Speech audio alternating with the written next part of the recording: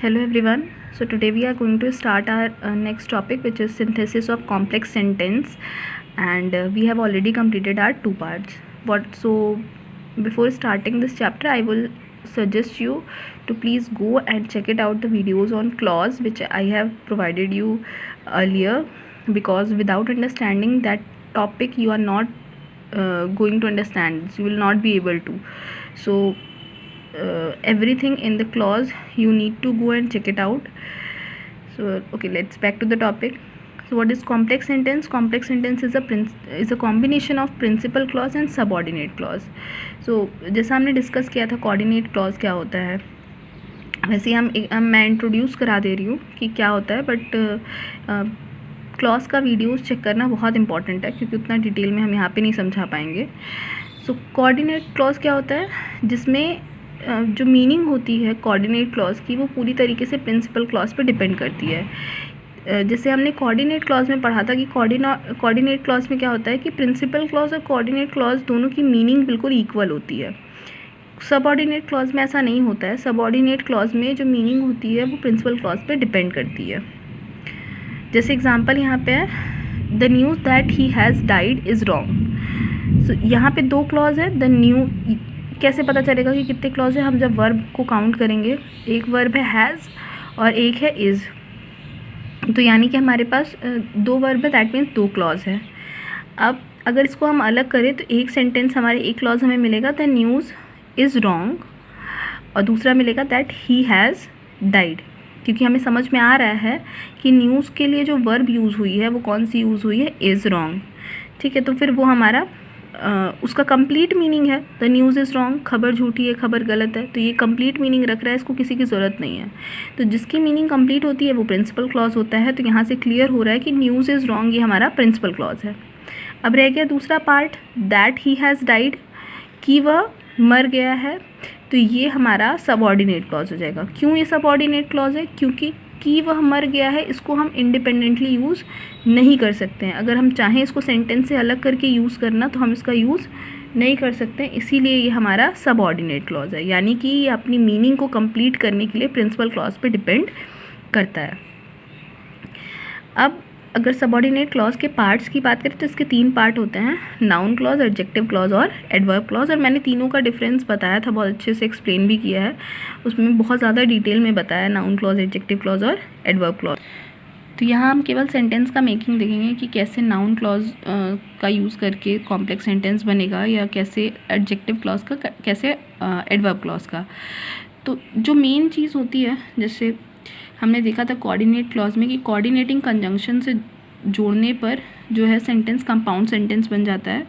उसी तरीके से जो सबऑर्डिनेट कंजंक्शंस होते हैं उनका यूज़ करने से कॉम्प्लेक्स सेंटेंसेस बनते हैं. तो दो तरह के बेसिक कंजंक्शंस होते हैं, कोऑर्डिनेट और सबऑर्डिनेट. कोऑर्डिनेट कंजंक्शन का यूज़ करने से कंपाउंड सेंटेंस बनते हैं, और सबऑर्डिनेट कंजंक्शंस का यूज़ करने से कॉम्प्लेक्स सेंटेंस बनते हैं.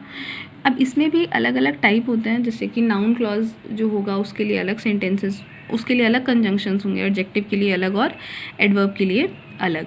हमें यहाँ देखना है कि नाउन क्लॉज का यूज़ हम कब करेंगे, यानी नाउन क्लॉज कब बनेगा, एडजेक्टिव कब बनेगा और एडवर्ब कब बनेगा.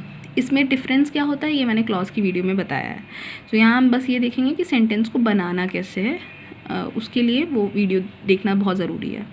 सो नाउन क्लॉज में मैंने पहले बताया था कि कौन कौन से कंजंक्शंस का हम यूज़ करते हैं. इसमें हम जितने भी WH फैमिली के वर्ड्स होते हैं उनका यूज़ करते हैं. उसके अलावा दैट, इफ़ और वेदर का यूज़ करते हैं. और अगर हम हिंदी में देखें तो ये जितने भी शब्द हैं इनकी मीनिंग क से शुरू होगी. जैसे वॉट की मीनिंग हो जाएगी कि क्या, व्हेन की मीनिंग हो जाएगी कि कब, इस तरीके से. अब यहाँ हमें कुछ ऐसे कंजंक्शंस हैं जिनके लिए हमें कंडीशन दी गई होगी. जैसे आज हम पढ़ेंगे केवल दैट का यूज़, यानी नाउन क्लॉज में दैट कंजंक्शन का इस्तेमाल हम कब करेंगे, केवल आज हम इसको देखेंगे. सो सबसे पहले बात करते हैं दैट कंजंक्शन की. सो यहाँ पे दो कंडीशंस है दैट के लिए. पहली कंडीशन ये है कि कोई भी जो सेंटेंस है, यानी फर्स्ट सेंटेंस है या सेकेंड सेंटेंस है, उसमें हमें ये वर्ड्स देखने को मिलेंगे, जैसे इट, सो, दिस या दैट.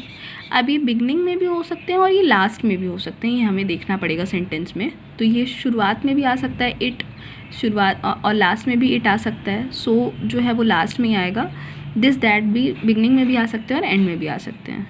और जो दूसरा केस है वो ये है कि दोनों ही सेंटेंस के लिए मस्ट है कि वो असर्टिव सेंटेंस में हो, यानी सिंपल सेंटेंस हो।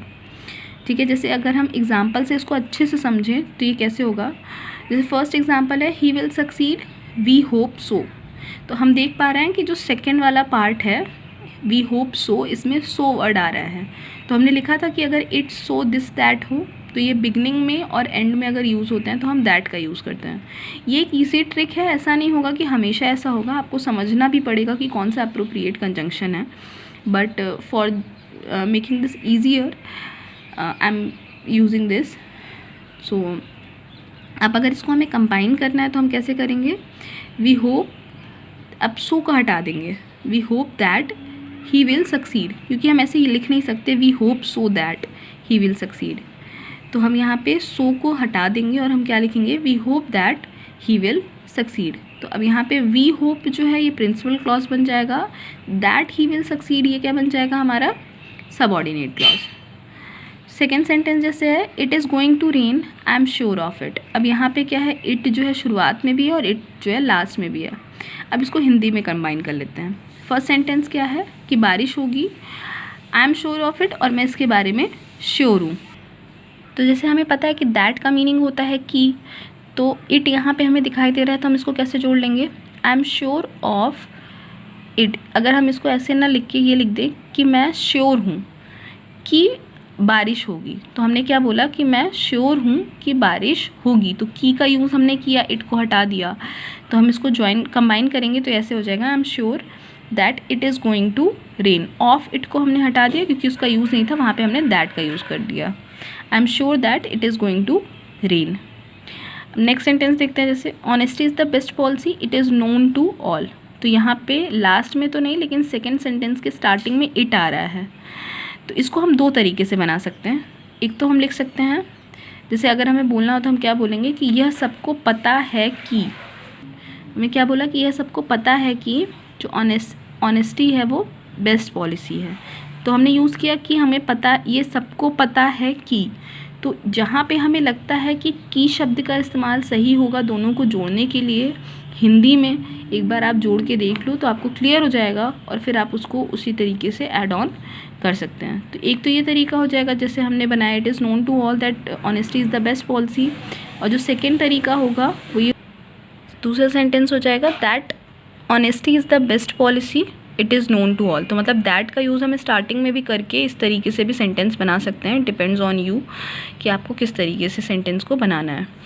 It will need so much practice then you will get the command over it, because आगे अभी हम देखें कि वॉट का कैसे यूज़ करना है, तो उसमें भी ऐसी चीज़ें होंगी, ऐसी कंडीशंस होंगी। सो हो सकता है कि वो आपको कंफ्यूज करे। So make sure do practice more and more to get command over it. If you have any doubt, please let me know.